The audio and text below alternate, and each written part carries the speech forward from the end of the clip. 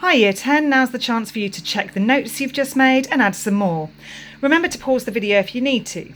You should have watched the video from the link in slide 3, and I hope you appreciate that when it comes to a play written in poetic verse like Macbeth, the translation just isn't as powerful as the original. And I'm going to start with this point that the witch's speech is very much written in verse. First of all, you should have spotted at least some rhymes, and ideally you'd have spotted that it's in rhyming couplets almost 100% throughout. So I've just written rhyming couplets at the start. And I've also written down the meter, trochaic tetrameter. Now, you probably already know that most of the play, indeed most of all of Shakespeare's plays, is written in iambic pentameter. Da-dum, da-dum, da-dum, da-dum, da-dum. 5 strong beats per line, 10 syllables. So fair and foul a day I have not seen, Macbeth's first line of the play. But as I mentioned, the witch's spell is in trochaic tetrameter, that is dum-dum, dum-dum, dum-dum, dum-dum. Sometimes that last unstressed syllable isn't included. So you've got 4 strong beats per line, and the syllable pattern comes with the stress on the first syllable, dum-dum. In the poisoned entrails throw. And this is just one example of the fact that the witches invert everything. Everything's the opposite of what it should be. Their line from Act 1, Scene 1, fair is foul and foul is fair. Things that should be good are evil and vice versa. Man is woman, right is wrong. A lord becomes king.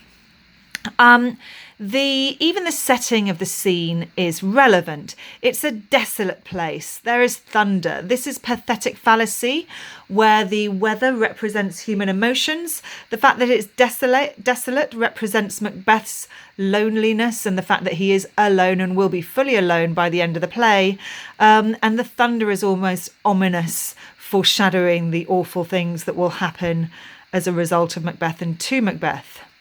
The anaphora, the repetition at the start of lines in thrice the brindle cat and thrice and once, etc. That adds to the idea that this is a spell, a chant, that this is not normal language. And the same with 'tis time, this repetition here. Now notice the word order. Instead of saying go round about the cauldron, that's normal. Throw in the poisoned entrails, that's normal. The verb each time is at the end of the line, and there's inverted word order throughout the spell. You could probably try and find another couple of examples. This technique is called anastrophe, so inverted word order, where the words come in the wrong order. And again, this is an example of how everything is opposite when it comes to the witches, the same sort of examples that I gave before. Now, the witches have got this cauldron and they're throwing things into it. We've got entrails, a toad. So it's starting to talk about body parts, whole animals and body parts of animals. And this carries on in the second witch's part of the spell, a snake, a newt and so on. I've underlined the rest. You can do the same. And then going into the third witch's section, we've got a wolf, a sea salt shark, and then down here, a tiger's children. With regards to the rhyme, when it comes to the refrain,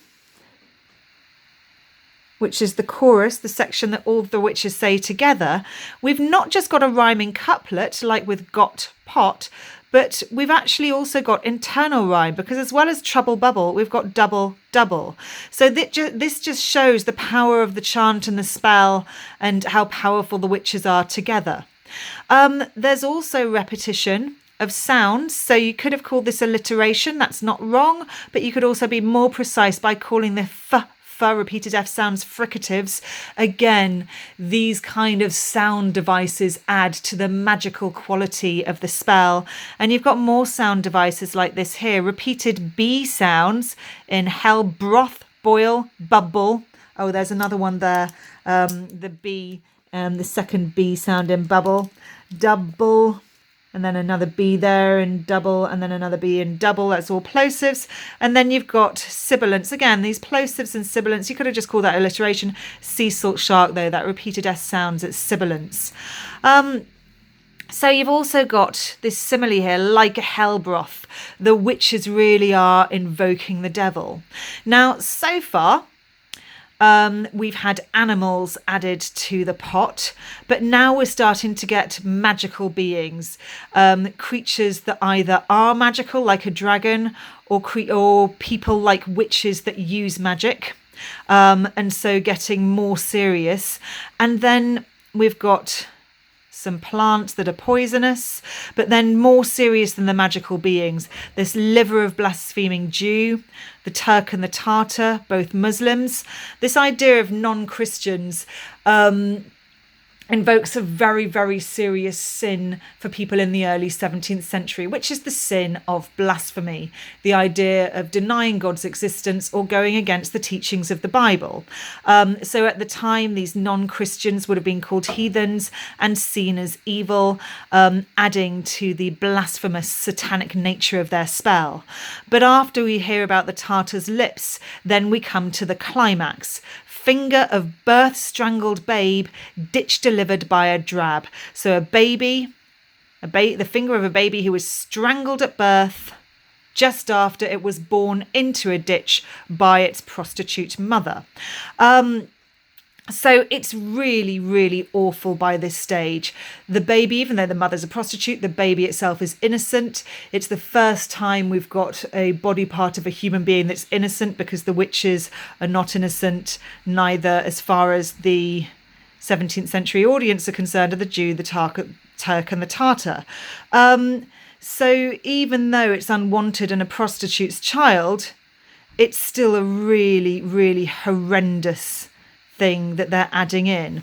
But more to it, there's an echo of Lady Macbeth's speech in Act 1, Scene 7, when she's trying to spur Macbeth on to kill King Duncan. I've written down the lines for you and the page number, because she mentioned how she once had a baby. We assume that the baby died, and she said that even though she loved it, she would have rather have dashed its brains out than behave to Macbeth as he's behaving to her. So there is this kind of echo of the fact that Macbeth's own wife has evil thoughts about babies. This word gruel, so it says make the gruel thick and slab. Gruel means a porridge. And so there is this idea that there's a kind of satanic mass going on there, because as you know, in mass you eat the body and drink the blood of Christ. Well, they're certainly creating something where they could be eating and drinking bodies, although not obviously in a diabolical and evil way. But then there's almost a bit of an anticlimax that implies that they don't even think that the baby's that important, that they just don't care, showing quite how evil they are. So we have our final refrain, and then the second witch, cool it with a baboon's blood. And notice, even though blood and ooh and good, they're different sounds in 21st century English. At the time it was written, these would have been the same sound, the ooh sound. So this is all assonance. Again, creating the sense that this is a spell and invocation. And again, you've got alliteration, or you can call them plosives, on baboon's blood. Then enter Hecate. Now, Hecate was the queen of witches according to ancient Greek mythology. And then 3 other witches come along. Again, this idea that the witches are doubled, and everything is as bad as it possibly can be. She uses anaphora, which is almost a parody of big biblical language. You've got a lot of sentences in the Bible, and God spake unto the Hebrews and the Israelites, and God said it shall be so. Well, she's saying and everyone, and now about the cauldron. But again, she's using this biblical style language for evil purposes. Like elves and fairies in the Ring, this is an example of equivocation. So equivocation is where you say something that's true on the surface, but it hides the real truth. And the witches do this throughout the play, because yes, elves and fairies are magical creatures, but actually elves and fairies are just a little bit cheeky. Yes, in Shakespeare's time, elves and fairies weren't seen as innocent creatures. They did bad things, but they weren't evil. or not outright evil, not like the witches. Notice there, Hecate's last 3 lines, she's got a rhyming couplet, sing and ring, but then there's also this one extra line, enchanting all that you put in. First of all, in is a half rhyme with ring and sing. You could also call it a para rhyme, P-A-R-A, and then the rest of the word is rhyme. And it gives a kind of uncanny, uneasy sense, the idea that something isn't quite right. So thanks very much. Get back to the PowerPoint and carry on making your notes.